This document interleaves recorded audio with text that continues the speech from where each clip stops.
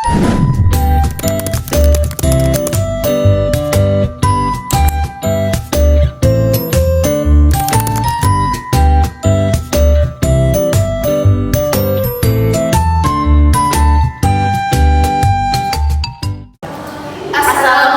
warahmatullahi wabarakatuh. Halo guys, kami dari kelompok 8 akan memaparkan pada kalian sebuah video yang berjudul Konseling Kelompok Psikoanalisis. Konseling kelompok psikodinamika merupakan salah satu pendekatan yang menarik dalam praktik konseling modern. Dalam pendekatan ini, konselor dan anggota kelompok bekerja sama untuk menjelajahi dinamika bawah sadar yang mendasari perilaku dan hubungan interpersonal. Konseling kelompok psikodinamika memberikan kesempatan bagi individu untuk mengeksplorasi konflik dan emosi yang tersembunyi di dalam diri mereka sendiri sambil memperhatikan interaksi antar anggota kelompok yang memengaruhi dinamika grup secara keseluruhan.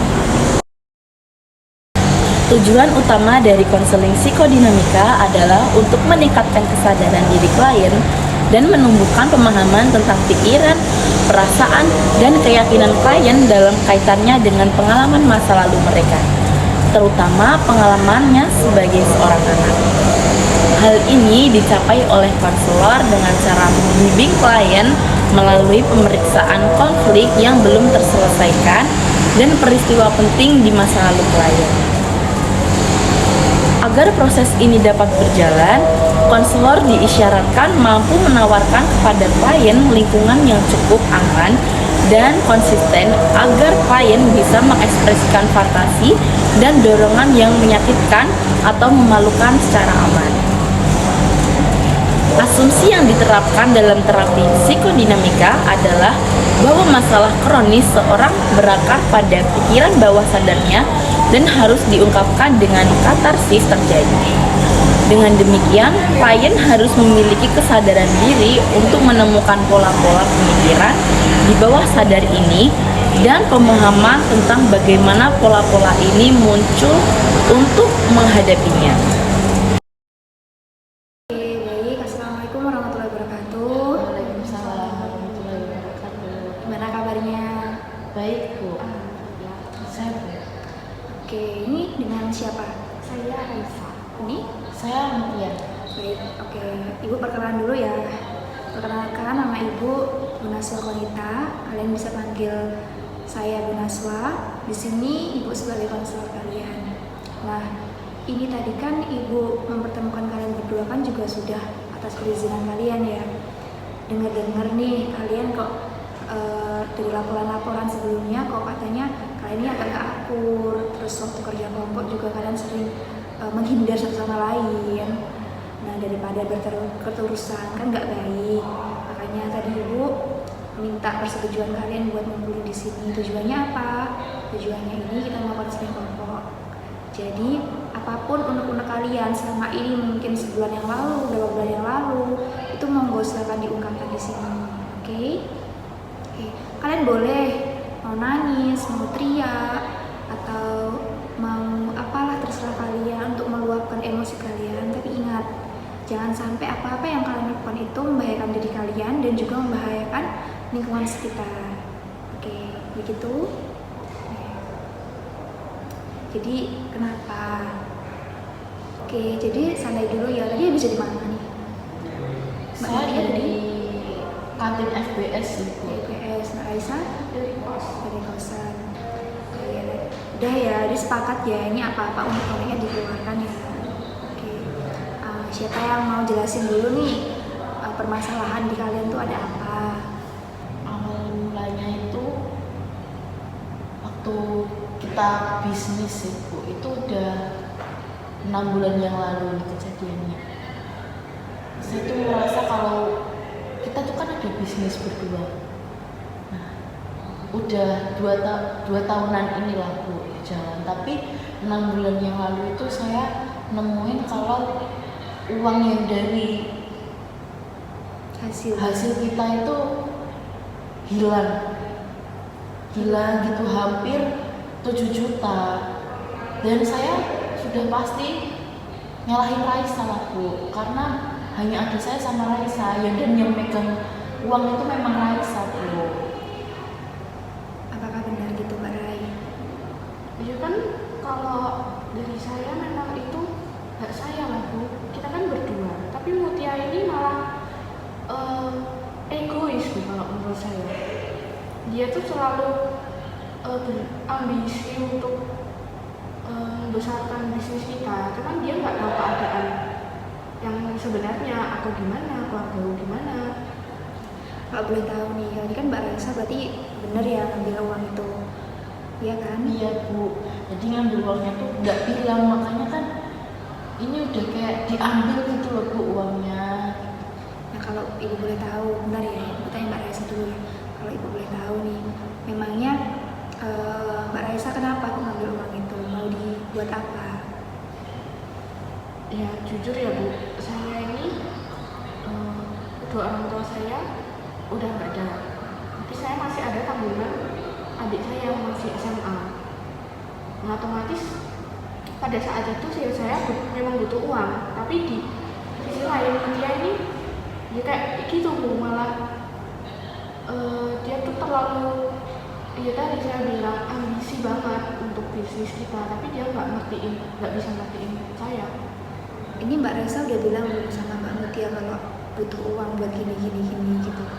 Memang sebelumnya tuh saya udah komunikasi sama dia kalau aku tuh ada di posisi yang lagi memang membutuhkan uang pada saat itu. Cuman dia nggak tahu Mutia itu tetap begitu.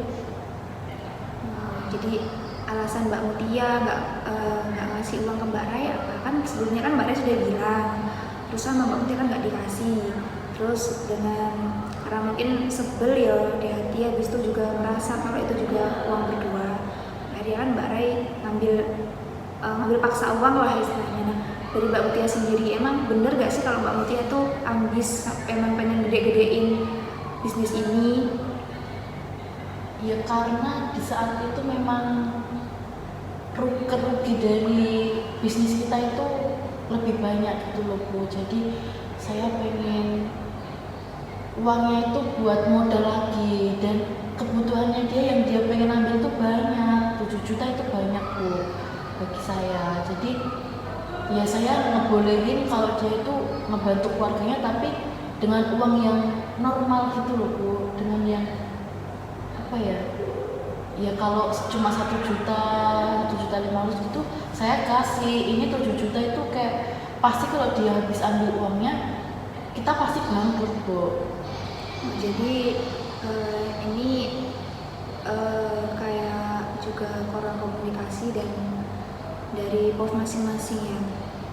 Tapi setelah sekian lama ini berjarak 6 bulan ya dari sekarang. Nah sekian lama itu keadaan uangnya tuh gimana sekarang? Maksudnya sama Mbak Raisa udah dikembaliin atau masih tetap di bawah atau bagaimana? Saya selama 6 bulan ini ngejalanin bisnisnya sendiri. Berarti udah cut off deh, udah nggak sama Mbak Raisa lagi.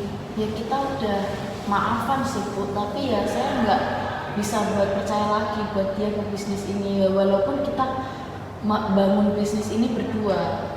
Oke. Mungkin dari Mbak Raisa? Ya kalau kenapa usaha ini dari awal itu memang modalnya memang sebagian besar tuh jujur dari saya, Bu.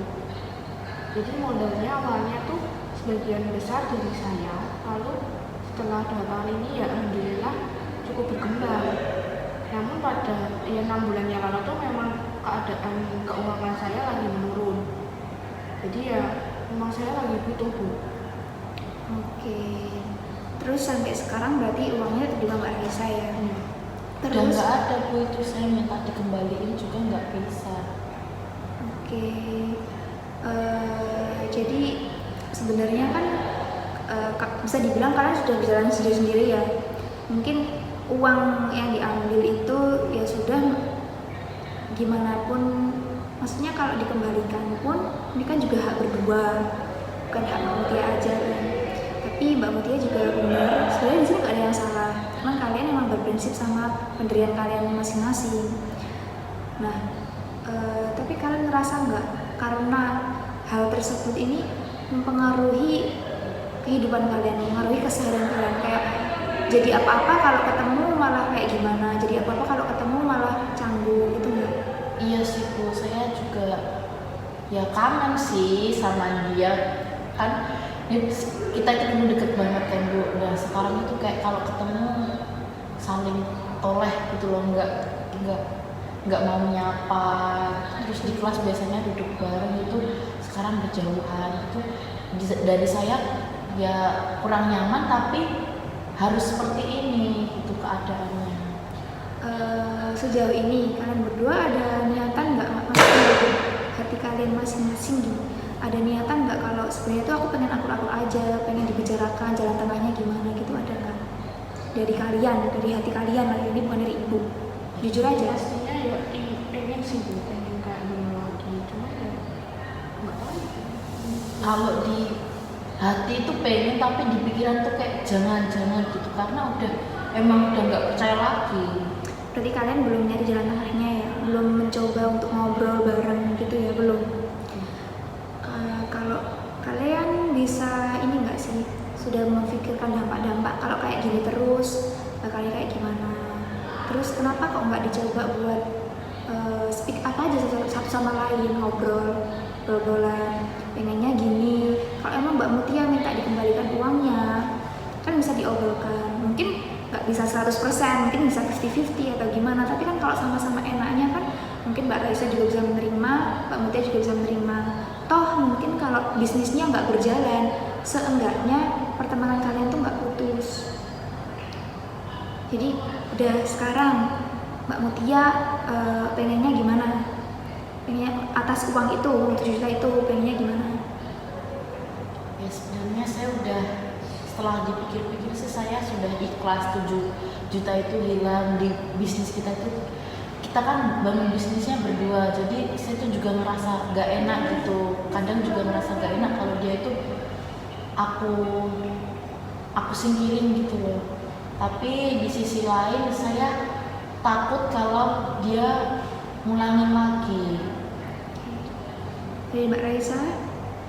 Ya sejujurnya ya saya tuh masih pengen ya Bu untuk menjalankan bisnis berdua. Soalnya kalau saya lihat selama 6 bulan ini kan dia sendiri, nggak sama saya. Itu kalau saya lihat dia susah kan, maksudnya nggak kayak kita dulu. Padahal ya kalau kita udah damai, sejujurnya ya saya bisa untuk membalikin uang itu lagi, dan seharusnya kita masih bisa buat menjalankan usaha kita itu lagi. Oke. Jadi sebenarnya ya di lubuk hati kalian sebenarnya masih ingin, tapi mungkin gara-gara Mbak Mutia trauma, Mbak Raisa juga trauma. Terus akhirnya kan mungkin dari sisi pandangnya Mbak Mutia nih, traumanya nanti kalau nanti Mbak Raisa ambil uang lagi, nanti dari Mbak Raisa nanti Mutia nggak paham sama aku lagi gitu, mungkin gitu nggak sih? Ya ibu bisa paham perasaan kalian. Tapi ini kan tadi udah kesepakatan ya, udah obrol-obrolan. Nah, kan tadi Mbak Mutia udah denger ya penjelasan dari Mbak Raisa juga udah denger penjelasan dari Mbak Mutia. Terus menurut kalian berdua nih, kedepannya tuh harus gimana? Mungkin kita mau ego masing-masing, dan mungkin saya bakal introspeksi dan evaluasi diri saya biar lebih memahami Raisa. Saya lebih berempati dengan keadaannya Raisa. Oke, jadi Mbak Mutia udah tahu ya apa yang harus dilakukan ke depannya buat Mbak Raisa. Kalau dari saya ya mungkin saya harus introspeksi, saya nggak boleh egois juga. Cuman pada saat itu nggak tahu memang lagi udah ya udah nggak bisa mikir lagi ya. Memang saya akui saya salah. Cuman ya itu yang di ego saya kan, kenapa saya kan nggak salah, padahal salah. Jadi mungkin buat kedepannya bisa diobrolkan lagi. Jadi kan kalian sudah tahu ya kedepannya harus gimana. Ini keputusan di tangan kalian, entah bisnis itu mau jalan lagi atau mau udah sendiri-sendiri, itu nggak apa-apa, terserah kalian, itu juga keputusan kalian. Cuman dari ibu, jangan sampai gara-gara bisnis ini kok pertemanan kalian tuh malah hancur. Ya, mungkin kalau bisnisnya udah gak jalan, seenggaknya pertemanannya tuh nggak usah hancur. Jadi kan kalian udah tahu nih yang masing-masing maunya gimana. Mbak Raisa juga udah tahu harus gimana ke Mbak Mutia juga harus tahu harus gimana ke Mbak Raisa. Udah tahu kan masing-masing perannya gimana, memposisikan diri. Jadi monggo silakan ya, ibu nggak minta instan harus habis ini, tapi mungkin seiring berjalannya waktu silakan diperbaiki masing-masing. Nanti kedepannya kalau emang perlu diobrolkan lagi, perlu ketemu, mungkin bisa kontak ke ibu. Pak gitu gimana? Oke. Bakal coba. Oke, jadi sepakat ya, bakal coba untuk memperbaiki diri masing-masing ya. Oke. Jadi apakah ada yang mau tanyakan lagi? Jadi kalau sehabis ini misal kapan gitu kita bisa sesi konseling lagi kan? Boleh, monggo silakan. Yang penting kita atur jadwal dulu, atur waktu yang sama-sama di sana. Gitu. Oke, udah coba maafan dulu dong. Maafin aku ya, Ya, sama-sama. Oke, udah ya, udah sore juga, mau maghrib. Yang mau pulang ya pulang, mau pulang. Dari ibu akhiri. Wassalamualaikum warahmatullahi wabarakatuh. Waalaikumsalam warahmatullahi wabarakatuh. Makasih ya Bu. Terima kasih. 16 menit. Mas gak sih?